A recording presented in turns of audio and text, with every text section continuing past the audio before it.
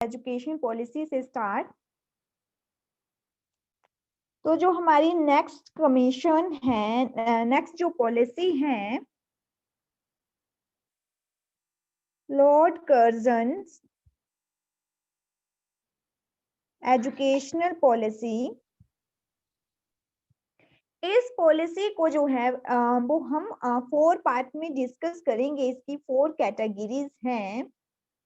The first is Shimla education conference 1901. The second is Indian University Commission 1902. And the third is Indian University Act 1904. And the last is, very good, Government Resolutions on Education Policy 1904. तो ये policy जो है वो Lord Curzon ने जो है वो लाई थी। तो सबसे पहले इसमें शिमला में एक एजुकेशन कॉन्फ्रेंस रहता है। द कॉन्फ्रेंस वाज हेल्ड 1901 में जो है वो हेल्ड होता है। एंड ये जो कॉन्फ्रेंस था ये कंटिन्यू 15 डेज जो है वो चलता है, जिसमें मेनली फोकस जो था, वेरी गुड निकिता, तो इसमें मेनली फोकस जो था वो प्राइमरी टू यूनिवर्सिटी एजुकेशन पर जो है वो फोकस किया गया है, Shimla education conference. Then second जो है लॉर्ड कर्जन एजुकेशन पॉलिसी में जो है वो इंडियन यूनिवर्सिटी कमीशन है। The Indian university commission launch हुआ था 1902 में। और इस कमीशन ने अपनी जो रिपोर्ट थी वो भी 1902 में ही सबमिट की थी। इसमें जो मेनली फोकस था वो, या वेरी गुड शिल्पा, तो इसमें 3 ईयर बीए कोर्स पर जो है वो फोकस किया गया था। साथ ही जो है वो इसमें कहा था कि जितनी भी यूनिवर्सिटीज इस्टेब्लिश की गई हैं ब्रिटिश इंडिया में, उनकी इम्प्रूवमेंट की जाए, कि वो वर्क जो है वो अच्छे से कर रही है या नहीं कर रही है। तो इम्प्रूवमेंट पर भी जो है वो फोकस था। प्लस 3 ईयर जो है वो बीए कोर्स का जो है वो रिकमेंडेशन थी।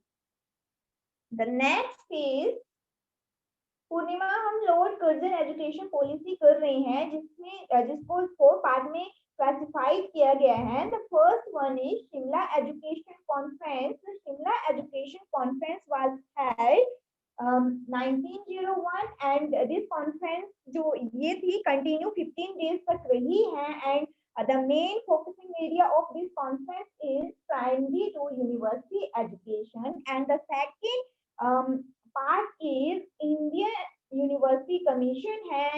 This commission was held in 1902 and the main recommendation of this commission is 3 year BA course जो है वो, इसकी रिकमेंडेशन थी कि 3 ईयर बीए कोर्स जो है वो इम्प्लीमेंट किया जाए। प्लस जो यूनिवर्सिटीज हैं उनकी क्या इम्प्रूवमेंट उनमें करनी है, क्या वो कॉन्स्टिट्यूशनली वर्क कर रही है या नहीं, वो चेकआउट करना था।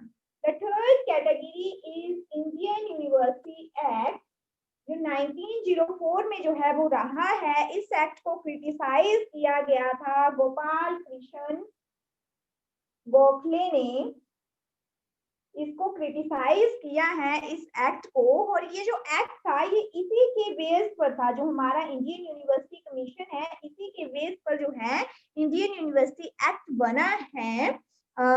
तो इसमें मेन चीज क्या है कि इसमें भी इम्प्रूवमेंट पर ही फोकस किया जा रहा है कि यूनिवर्सिटी की इम्प्रूवमेंट करेंगे, प्राइवेट कॉलेजेस की इम्प्रूवमेंट करेंगे, स्टाफ की इम्प्रूवमेंट करेंगे। नेक्स्ट है हमारा गवर्नमेंट रिजोल्यूशन एजुकेशन पॉलिसी 1904 है। तो इसमें क्या है, इसमें जो है वो private and government private colleges के लिए था ये जो एक्टिविटी चल रही है, तो उसको जो है वो उससे रिलेटेड जो या उस प्राइवेट एंड गवर्नमेंट कॉलेज से रिलेटेड था कि गवर्नमेंट जो है वो उनके लिए एक रिजोल्यूशन लाए। तो इसमें जो मेनली इंपॉर्टेंट है यही है टू इंडियन यूनिवर्सिटी कमीशन कब जो है वो स्टैब्लिश हुआ है 1902 में Indian university commission and the second is university act. तो यूनिवर्सिटी एक्ट जो है वो 1904 में है। तो यहाँ तक क्लियर।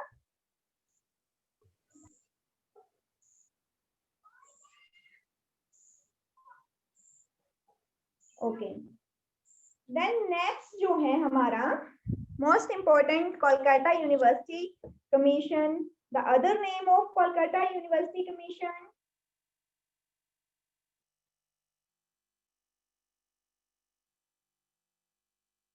Very good. इस कमीशन का अदर नेम जो है सैडलर कमीशन जो है वो उसे कहा जाता है। सैडलर कमीशन जो 1917 से 1919 तक जो है वो इसका टाइम पीरियड रहा है। तो इसके टू नेम है। The first one is Kolkata university commission and the second is Sadler commission. अब जो इस कमीशन की मेन थिंग्स है जिसपे फोकस किया गया था, तो इसमें जो है वो कहा था कि जो हमारी इंटरमीडिएट एजुकेशन है इसको सेपरेट किया जाए डिग्री कॉलेज से। पहले क्या था, कॉलेजेस में ही हमारी इंटरमीडिएट एजुकेशन होती थी। हम जो हमारी जो 11th 12th वगैरह है ये कॉलेज में ही जो है वो होती थी। तो इसको जो है वो अलग किया जाए इंटरमीडिएट एजुकेशन को डिग्री कॉलेजेस से।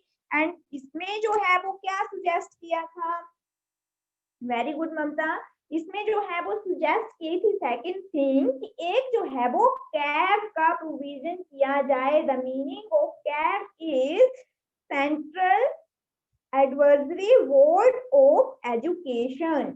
तो एक एडवाइजरी बोर्ड बने एजुकेशन के लिए और ये सेटअप हुआ था 1920 में। बट फाइनेंशियल क्राइसिस की वजह से जो है वो 1923 में इसे डिसमिस कर दिया जाता है, डिसोल्व जो है वो कर देते हैं। लेकिन बाद में जो है वो दोबारा से जो है वो एक कमेटी रहती है हार्टोंग कमेटी, जिसके अंडर दोबारा से इसे सेटअप किया जाता है 1935 में। और तब से लेकर अब तक जो है वो ये वर्किंग में ही चल रहा है कैब। तो full form of cab is central advisory board of education. First time implement हुआ ये 1920 में। 23 में जो है वो डिसोल्व हो गया। आफ्टर दैट हार्टोंग कमेटी से दोबारा जो है वो ये 1935 में इस्टेब्लिश किया गया and has been in existence since. Okay तो नेक्स्ट जो है हमारा सबसे इम्पोर्टेंट इसमें जो है वो यही इम्पोर्टेंट थिंग्स थी कि एक जो है वो इसमें इंटरमीडिएट एजुकेशन को जो है वो सेपरेट किया गया है डिग्री कॉलेज से। एंड जो सेकंड जो है वो कैब का इशू है। देन थर्ड इज बाधा scheme, most important. The other name of Badha scheme is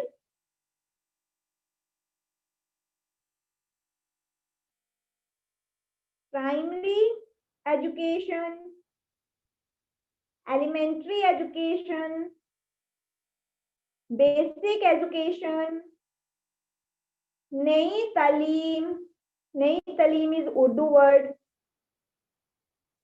and बुनियादी एजुकेशन, बुनियादी शिक्षा। तो इस टाइप के जो है वो इसके अदर नेम है हमारे बारगा एजुकेशन के। सबने जो है वो एग्जैक्ट आंसर दिया है, ममता, शिल्पा, निकिता, सबका आंसर जो है वो सही है। तो ये स्कीम जो है वो अब लॉन्च हुई थी 1937 से इसका 38 तक टाइम पीरियड रहा था। And also called the Zakir Hussain committee report.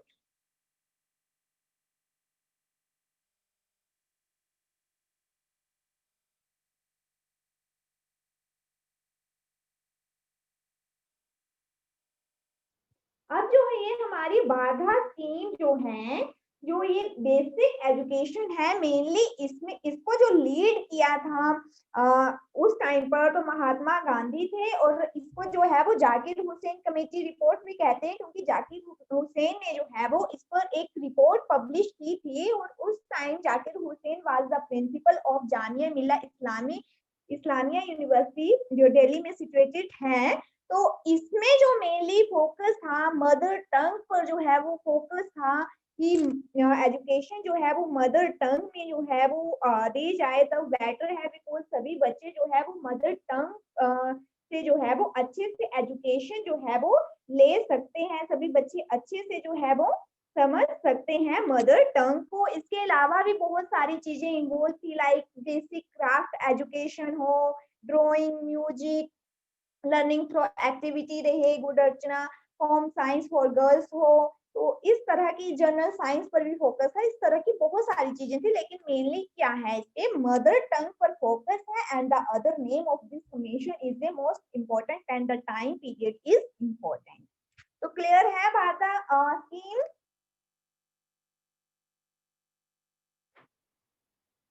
Okay, then next जो है important sergeant committee report.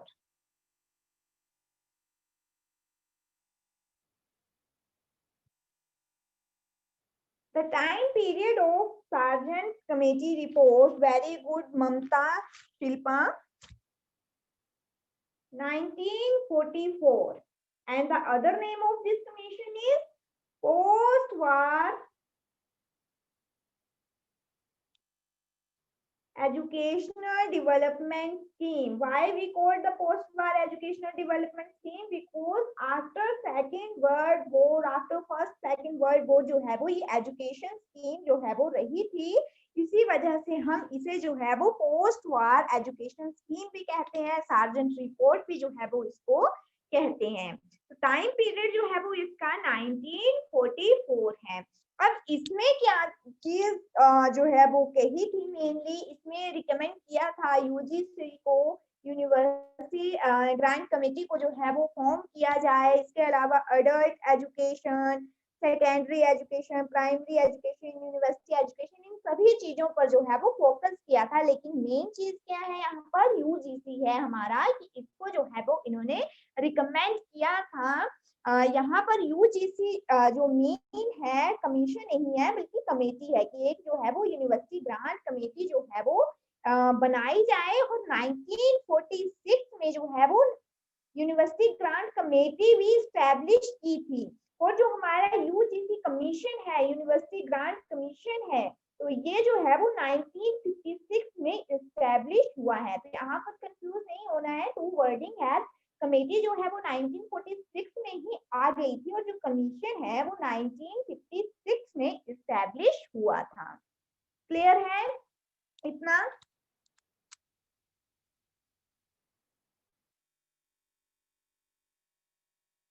Okay, then next है हमारा after independence.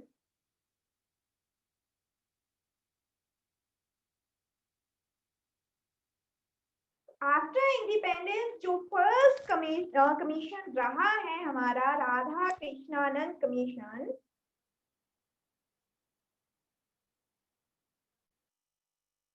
Very good Shilpa, Mamata.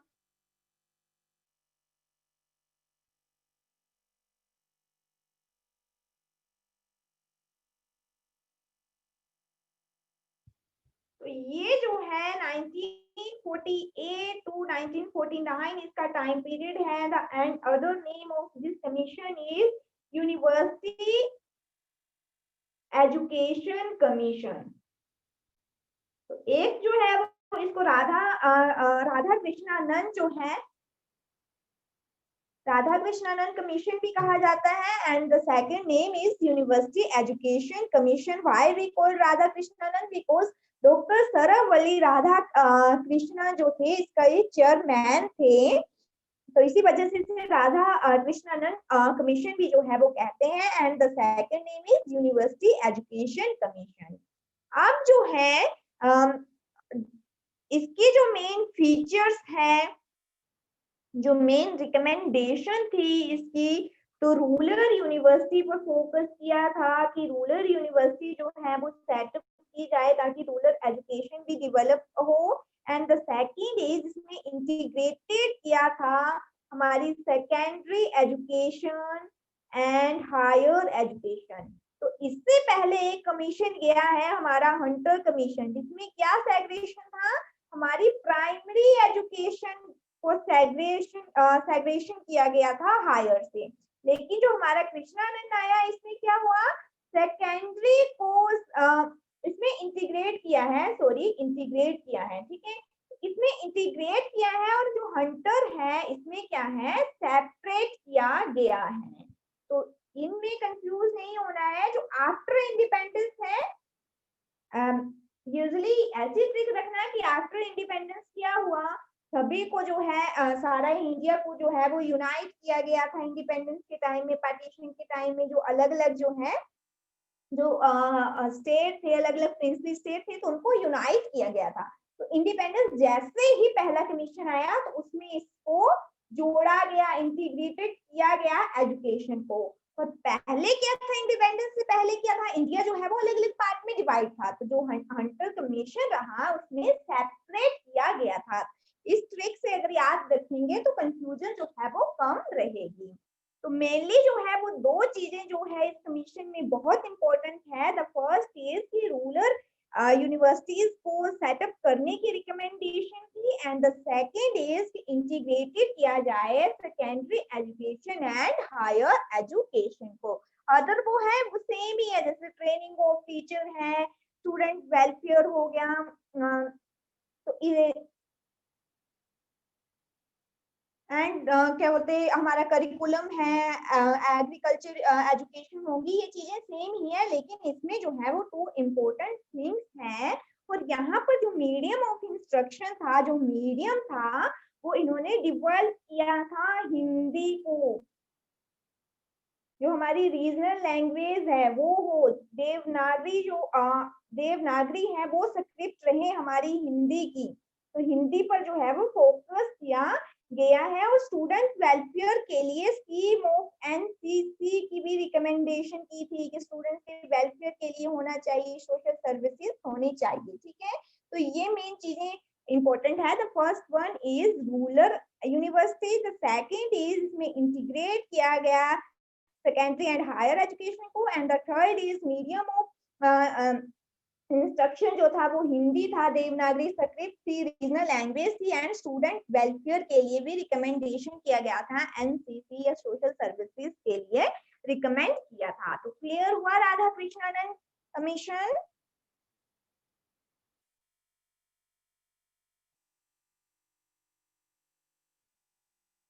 Okay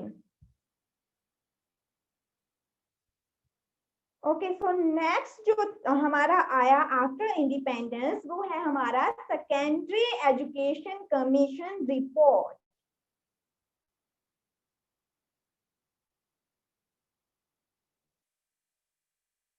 The other name of this commission is Mudaliar Commission.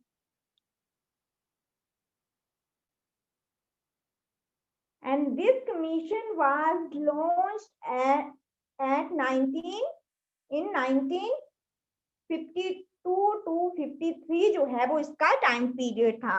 तो जो हमारा very good Nikita, जो हमारा Mudaliar commission है, the other name of Mudaliar commission is secondary education commission है। इसको इस पर जो है वो सेकेंडरी एजुकेशन पर फोकस किया गया था। और why we call it Mudaliar commission, because doctor A Lakshman Swami Mudaliar was the chairman of this commission. तो इसी वजह से इसे मुदालियर कमीशन कहते हैं। और वैसे इसका नाम क्या है, सेकेंडरी एजुकेशन कमीशन। एंड जो टाइम पीरियड है 1952 टू 53 है।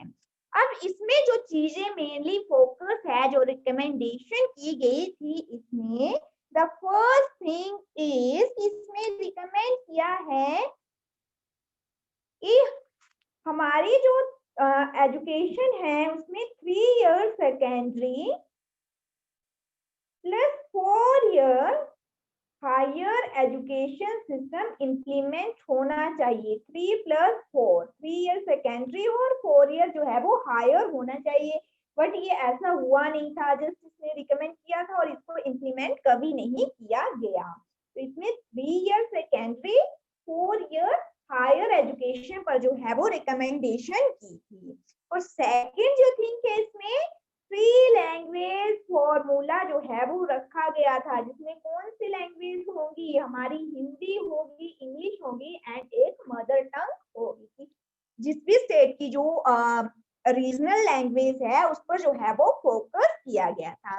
एंड अदर थिंग जो थी इसमें कि मल्टीपर्पज स्कूल जो है वो सेटअप किए जाए multipurpose school and vocational education पर जो है वोकेशनल ट्रेनिंग इंस्टीट्यूट जो है वो सेटअप हो। इसमें मेन चीजें कौन कौन सी आई, द फर्स्ट वन रिकमेंडेशन की है कि 3 ईयर सेकेंडरी एजुकेशन हो प्लस 4 ईयर हायर एजुकेशन हो। एंड जो सेकंड है वो क्या है हमारा 3 लैंग्वेज फॉर्मूला है। एंड थर्ड जो है वो multipurpose school plus vocational training institute जो है वो सेटअप किए जाएं। इसके अलावा एक्स्ट्रा चीजें हैं कि टीचिंग है, हमारा कोर्स को डिवाइड किया गया, हायर सेकेंडरी एजुकेशन को किया, को एजुकेशनल स्कूल हुए, मतलब ये सारी चीजें हैं। लेकिन जो दूसरे कमीशन उसको डिफरेंट कर रही है वो यही चीजें हैं, multipurpose school, 3 language formula, vocational training institute. इससे पहले जो कमीशन गए थे उसमें वोकेशनल एजुकेशन की बात की थी, लेकिन इसमें इंस्टीट्यूट को ओपन करने की बात जो है वो की गई है। तो क्लियर हुआ मुदालिया commission?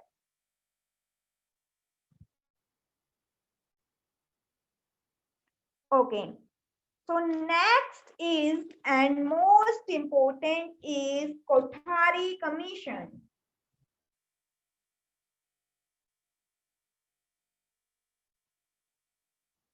The other name of this commission is Indian Education Commission.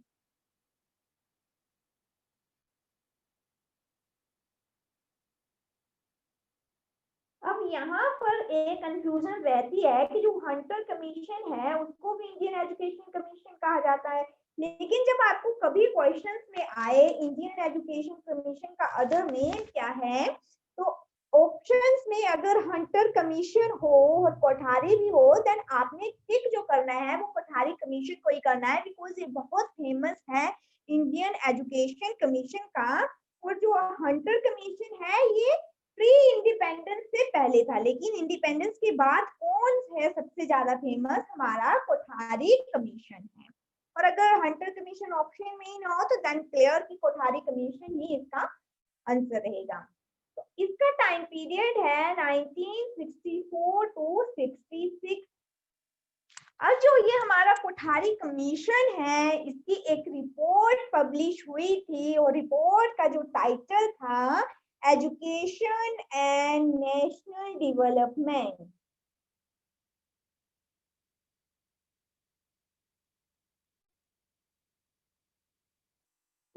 ये रिपोर्ट जो है वो एक प्रोग्रेसिव रिपोर्ट थी, जिसमें इन्होंने जो है वो प्रपोजल रखा था 3 ईयर जो है वो डिग्री कोर्स हो प्लस 4 ईयर जो है वो ऑनर्स कोर्स होना चाहिए। अगर कोई सिंपल डिग्री कोर्स करना चाह रहा है तो 3 ईयर में वो कंप्लीट हो जाना चाहिए, और अगर कोई ऑनर्स डिग्री कोर्स कर रहा है तो 4 ईयर के लिए वो होना चाहिए। तो इस रिपोर्ट में यही जो है वो मेन पर्पस था। अब जो हमारा आता है जो इम्पोर्टेंट चीजें हैं, सबसे इम्पोर्टेंट थिंग है कोठारी कमीशन की, तो वो ये है कि इसमें एजुकेशन को स्टैंडर्डाइज किया। वेरी गुड निकिता, स्टैंडर्डाइज जो है वो किया था इसमें एजुकेशन को, स्टैंडर्डाइजेशन किया गया या लेवल बोल सकते हैं, लेवल किया गया था। इन्होंने रिकमेंड किया कि एजुकेशन को 10+2+3, वेरी गुड ममता, इसमें जो है वो स्टैंडर्डाइज किया जाए। जस्ट इन्होंने रिकमेंड किया था, इन्होंने इम्प्लीमेंट नहीं किया है। यहाँ कंफ्यूज नहीं होना है, अगर क्वेश्चन आए कि किस कमीशन में इम्प्लीमेंट किया है, तो वो कोठारी कमीशन नहीं है, तो वो कौन सा है, हमारी नेशनल पॉलिसी ऑफ एजुकेशन 1968 जो रही है, इसने इम्प्लीमेंट किया है इस स्टैंडर्डाइजेशन फॉर्म को। लेकिन रिकमेंडेशन किसने की थी, सजेशन किसने दिया है, तो वो है कोठारी कमीशन। तो यहाँ पर 2 अलग अलग कमीशन है इसी स्टैंडर्डाइजेशन को लेकर। तो कोठारी जो है वो जस्ट सजेस्ट कर रहा है, रिकमेंड कर रहा है कि एजुकेशन को भी आप स्टैंडर्डाइज कर दो। लेकिन कोठारी कमीशन का इफेक्ट क्या है, किसमें आता है, नेशनल पॉलिसी ऑफ एजुकेशन 1968 में जो पॉलिसी आई, इसमें इसको इम्प्लीमेंट कर दिया, स्टैंडर्डाइज जो है वो कर दिया। लेकिन अभी रिसेंट में जो रिपोर्ट आई है, जो हमारा नेशनल पॉलिसी ऑन एजुकेशन 2020 है, उसमें दोबारा से स्टैंडर्डाइज किया है एजुकेशन को 10+2 को स्टैंडर्डाइज करके। Very good Shilpa. 5+3+3+4 में जो है वो चेंज कर दिया है रिसेंट टाइम में, जो अभी ही हाल ही में पॉलिसी आई है नेशनल एजुकेशन पॉलिसी 2020। और ये कब सारी चीजें इंप्लीमेंट हो जाएंगी, 2030 का टारगेट है कि इन सभी चीजों को जो है वो इम्प्लीमेंट कर दिया जाएगा, जो अभी जो है वो पॉलिसी आई है एजुकेशन पॉलिसी। तो यहाँ पर 3 चीजें निकल कर आ रही हैं। The first one is standardisation का फर्स्टली जो है वो सजेशन उसने दिया था, तो वो है हमारा कोठारी कमीशन। और क्या था, 10+2+3, जिसमें हमारी ये 12th तक की आ रही है हमारी secondary education plus higher education है।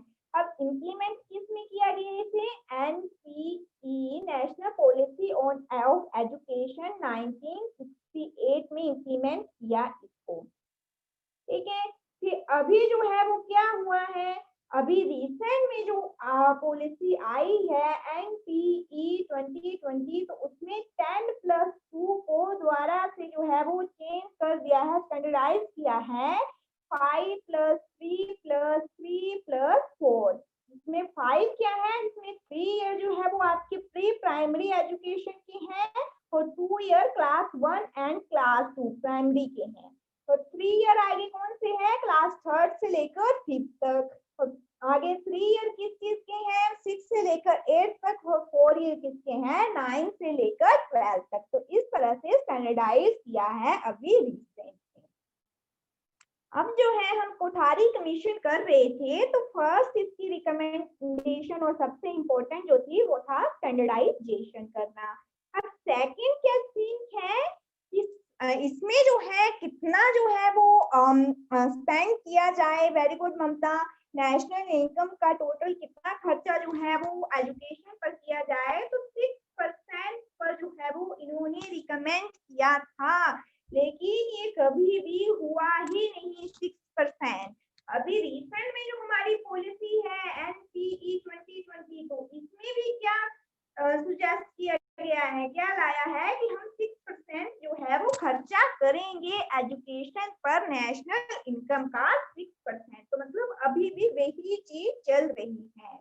और थर्ड जो चीज थी इस कमीशन की, वो ये है कि इसमें इसका जो रहा है, इसका इम्पैक्ट जो रहा है, इसका इम्पैक्ट क्या था हमारा, नेशनल पॉलिसी ऑन एजुकेशन 1968 जो है वो बाद में फॉर्म हो गया था। इस रिपोर्ट के बाद ही जो है वो ये एक इफेक्ट था इस पॉलिसी को आने का। तो क्लियर हुआ कोठारी कमीशन।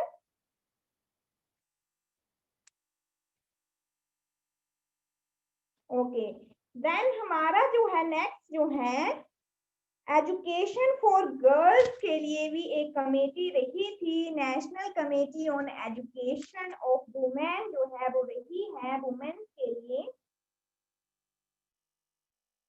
गर्ल्स के लिए, वुमेन के लिए। तो अब इसकी चेयरमैन कौन है, Durgabai Deshmukh. I think last year भी ये क्वेश्चन रहा है कि who was the chairman of a national committee on education women? Durgabai Deshmukh जो है वो इस कमीशन की जो है वो चेयरमैन रही है, और इस कमीशन का जो टाइम पीरियड है 1957 टू 59 जो है वो इसका टाइम पीरियड था। और अब इस पर किस पर फोकस किया गया है, तो वो नेम से ही क्लियर हो रहा है कि वुमेन का कमीशन है, तो किस पे फोकस होगा, वुमेन्स पर होगा, गर्ल्स की एजुकेशन पर ही जो है वो फोकस रहेगा। गर्ल्स को जो भी प्रॉब्लम्स आ रही हैं उस पर फोकस किया गया।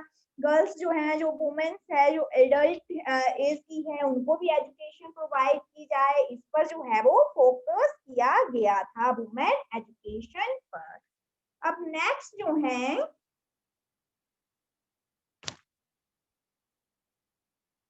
अब यहाँ पर दो चीजें जो है वो एक अलग आ रही है, जो हमने प्रीवियस क्लासेस में डिस्कस नहीं किया गया है, लेकिन इम्पोर्टेंट थिंग्स है वो।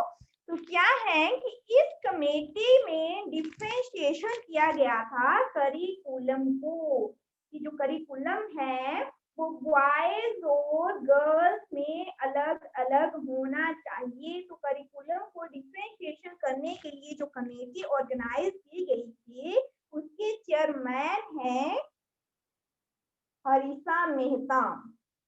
तो ये भी इम्पोर्टेंट है, बिकॉज लास्ट ईयर जो है वो क्वेश्चन रह चुका है कि वुमेन कमीशन जो है वो एजुकेशन फॉर गर्ल्स जो कमीशन है उसके चेयरमैन कौन है। तो उसी हिसाब से देखें तो यहाँ दो चीजें और इम्पोर्टेंट हो रही है। द फर्स्ट इज कि ऐसा जो कमीशन है, the committee on differentiation of curriculum between the boys and girls, तो उसका चेयरमैन कौन है, हरीसा मेहता जो है। ये मिसिस हरीसा मेहता जो है,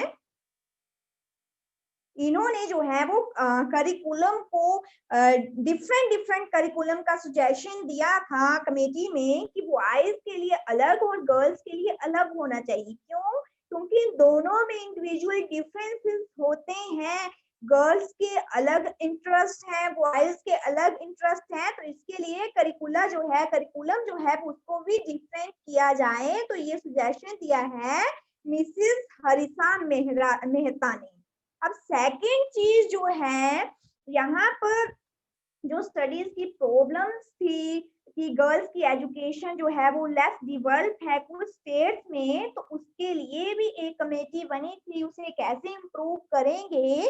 तो उसका ये जो सारी चीजें आ रही है ना हमारी, कि ये जो मिसिस हरीसा मेहता है, या नेक्स्ट जो है वो श्री एम भक्ता वट सलाम है, तो ये जो है वो सारी इसी के अंडर है, जो एजुकेशन ऑफ गर्ल्स का कमीशन है उसी के अंडर है।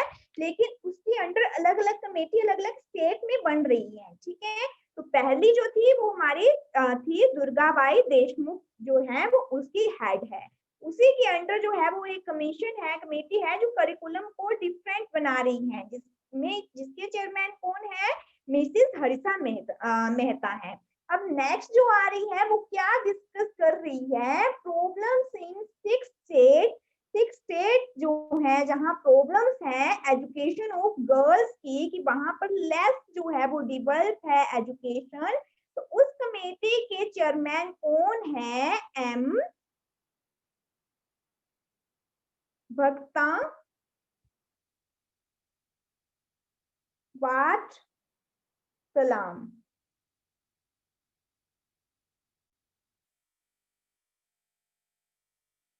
मिस्टर एम भक्ता वाट सलाम ये क्या बात कर रहे हैं, प्रॉब्लम्स पर बात कर रहे हैं कि कुछ स्टेट है, मिनिमम 6 स्टेट ऐसे हैं जहां पर लेस डेवलप्ड एजुकेशन है गर्ल्स की।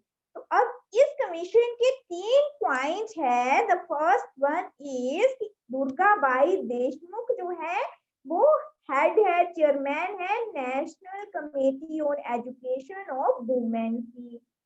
अब वुमेन्स की एजुकेशन की जब बात हो रही है तो एक अदर कमेटी आ रही है, तो वो करिकुला को जो है, जो करिकुलम है, जो पढ़ाया जाता है, जो पूरे ईयर के लिए जिसमें चीजें इंक्लूड होती हैं, तो उसकी बात कर रही है। एक नेक्स्ट कमेटी आई जो करिकुलम को डिफरेंशिएट कर रही है। तो इसके चेयरमैन कौन थे?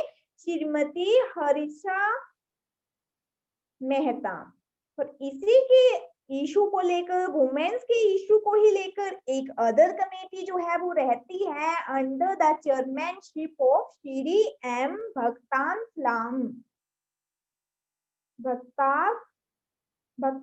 सलाम। और ये क्या बात करते हैं? उन स्टेट्स की बात कर रहे हैं जहां पर गर्ल्स की एजुकेशन लेस डेवलप है। तो ये तीन जो है इनके चेयरपर्सन के नेम याद रखना। National commission on the education of women की जो चेयरमैन है श्रीमती दुर्गा बाई देशमुख। और सेकंड कमीशन है जो करिकुलम कमेटी जो है वो करिकुलम को डिफरेंट कर रही है, वो है हरीशा मेहता की। हर्षा मेहता चेयरमैन है। और थर्ड जो है, जो प्रॉब्लम्स बता रही हैं 6A की, जहां पर लेस डेवलपमेंट एजुकेशन है, तो उसके चेयरमैन है मिस्टर एम भक्तावत सलाम। तो क्लियर हुआ ये?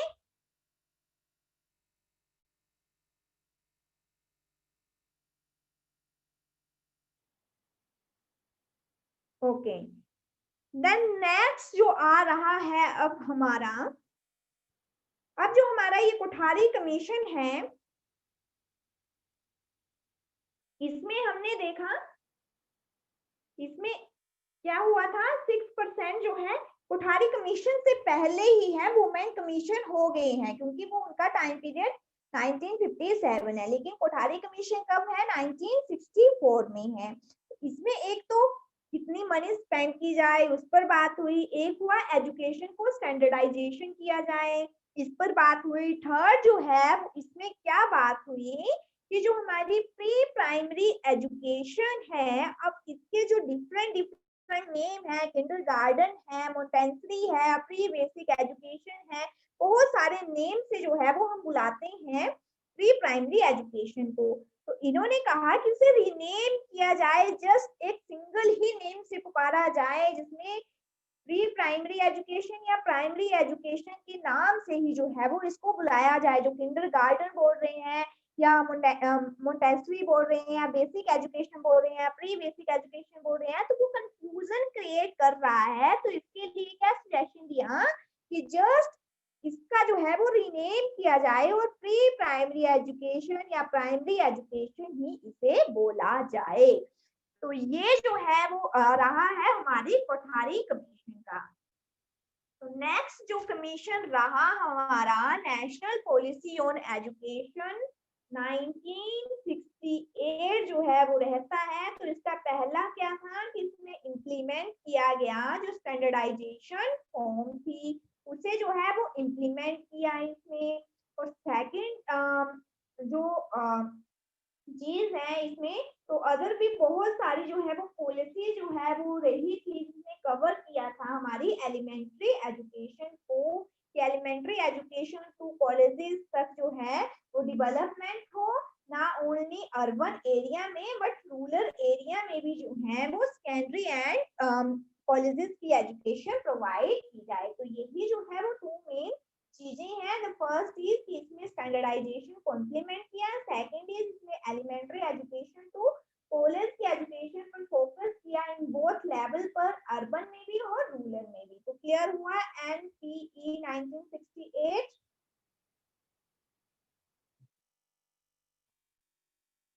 ओके। देन नेक्स्ट जो है वो एक जनरल सा क्वेश्चन है जो कई बार आ जाता है। तो वो टू जनरल क्वेश्चन है। The first is when did declare the education is the subject of state list या provincial list। तो हमारा